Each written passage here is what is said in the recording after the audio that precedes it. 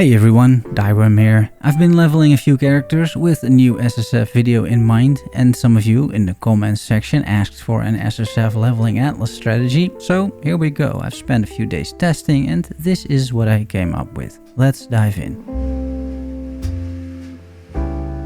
Character levels give you quite some power in Path of Exile, because you get health, mana and a passive point. However, in Solo Self-Found you do not have leveling services, you must do all the leveling by yourself as Chris intended. With this in mind, I've tried to come up with an atlas tree and adjacent strategies that help you level pretty much no matter which build you're playing. That being said, if you don't enjoy the mechanics I picked, you should consider not running them, because if you are forced to grind content you don't enjoy, you're not going to have a good time, you're not going to focus, and you're going to die, which is bad.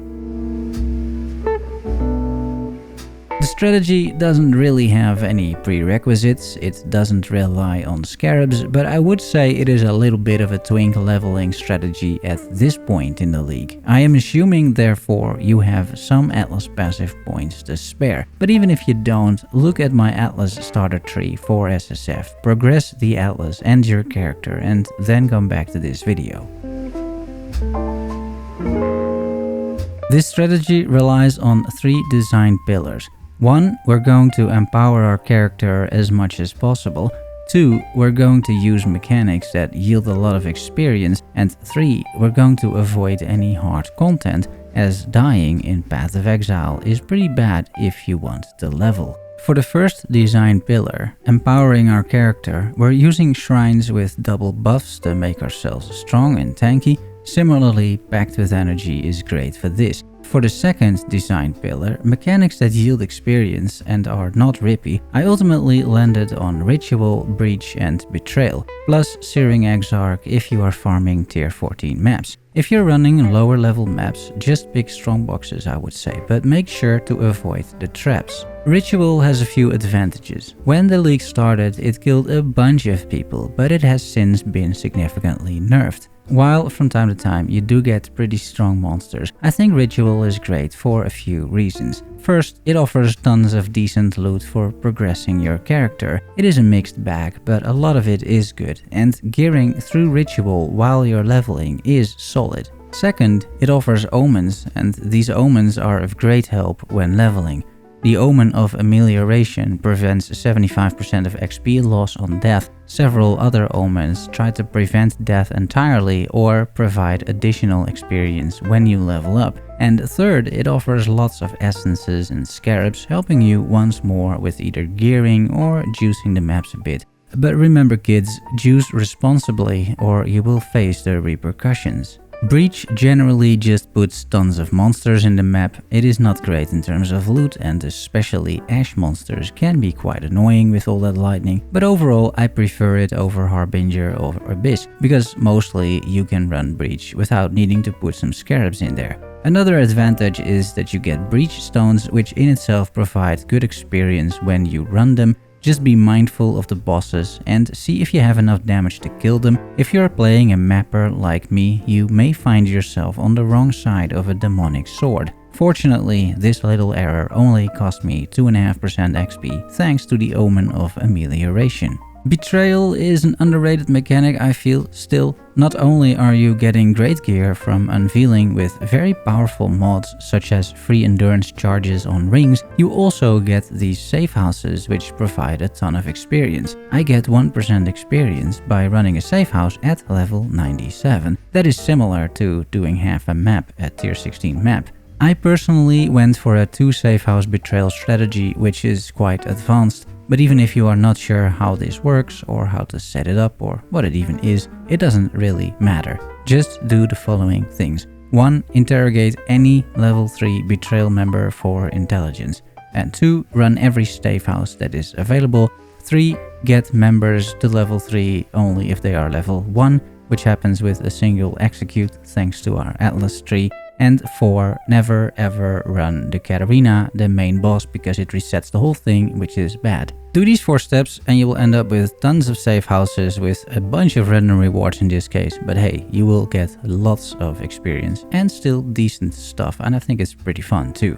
I might make a specific video on how to set up a 2 safe house strategy for Betrayal. Either way, running these safe houses nets you a ton of experience and various rewards, a lot of scarabs too. Occasionally you might get a Paradoxica, who knows, it's all very useful in solo self-found. For the third design pillar, it is important to simply play it safe. Don't run 8 mod corrupted tier 16 maps, it's completely unnecessary. Roll your maps so your build has an easy time playing them. Avoid mechanics like Sentinel, tempting as it may be. Avoid bosses like Starfall Crater unless your build can handle them. Avoid the Wildwood, which provides 0 value but makes all monsters much harder. Consider not killing the map boss, especially if you buffed that guy with altars 8 times, you know, that sort of thing.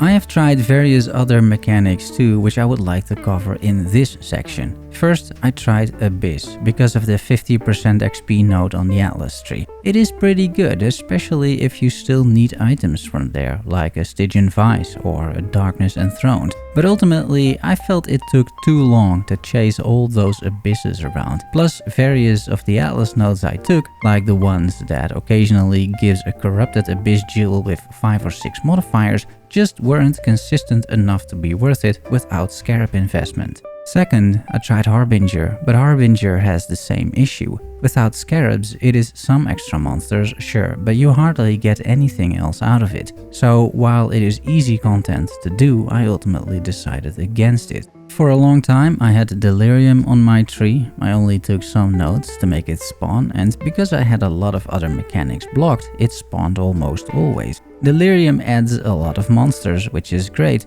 but at the end of the map, if it is still delirious, monsters start doing a ton of damage. Plus, if one of the bosses spawns and you're not paying attention, they easily one-shot you, at least most builds. Delirium I feel just kills you a little bit too often for most builds again. Then I tried a bit of Beyond, and while I think you can pretty easily run it, I would just use a Scarab and not take Beyond on the Atlas tree. Beyond is decent, however, and the bosses spawn in such an obvious manner that you will not be surprised like you can be with Delirium. Any other mechanic is likely too dangerous. Legion bosses and rares can hurt like hell. Essences are clearly way too tanky and dangerous for leveling. Ultimatum sucks. Expedition takes too long, and those monsters can also really hurt with the wrong modifiers, and I think that's basically it, I would say. Let's talk about the Atlas passive tree and the choices I made. It is quite straightforward. We're blocking all League mechanics that we're not interested in. Then for the ones that we do like, let's start with Betrayal. You're taking a bunch of nodes to make Jun spawn 100% of the time. Effective leadership is essential because you need to spawn as many members as possible. Test of loyalty is equally essential to make sure you have high-level rogues, meaning they can be interrogated for more intelligence. For Breach, the goal is to spawn it. The goal isn't to put as many bosses in there as humanly possible because we don't want to die. Evolving Hives is decent for those monsters give good experience. Eve of Invasion occasionally provides a lot of breaches, which means more monsters, which means more experience. Otherwise, there's not much else that is required, I think. For Shrines, I'm taking all nodes except the top one, all that glitters. Not only do you have to path using map explicit modifiers, which make maps a lot harder, this shrine also lets you take more damage, which is not a good thing if you want the level. Another buff to our character is Packed with Energy. You can guarantee this buff by using a Delve Scarab should you have those lying around. For Ritual, we take all nodes that spawn a mechanic, so it is always in our maps, and then we primarily make sure that we get as much tribute out of it as possible, plus as many rerolls as possible. Plus, we always have 4 rituals in the map. I'm not taking strongboxes because I don't have any points left. If you are not farming tier 14 plus maps, you can unspec Searing Exarch and take strongboxes. I'm also not taking any Scarab nodes because this strategy isn't about getting Scarabs, and we're avoiding all modifiers for map explicits if we can help it, because again, these make your maps super rippy.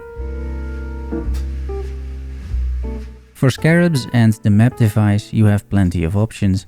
I would personally try to make the maps as easy as possible, so put in Domination Scarabs if you have them, a Delve Scarab for Packed with Energy, and then any scarab related to the league mechanic that we choose, so Betrayal, Breach or Ritual. There's plenty of options there, and I don't think you should run out of scarabs. On the map device, you can either spawn a bunch of breaches for 6 scales, or take the cheaper, safer option, 3 shrines for 3 chaos. That is 6 buffs, making you much stronger, tankier and or faster. I really like the domination option when leveling. And that's it guys, I hope you try out this SSF leveling strategy, let me know what you think. Also let me know if you have any suggestions, subscribe and like for more PoE SSF guides. Thanks for watching and making it to the end. Love you all, see you soon, bye bye.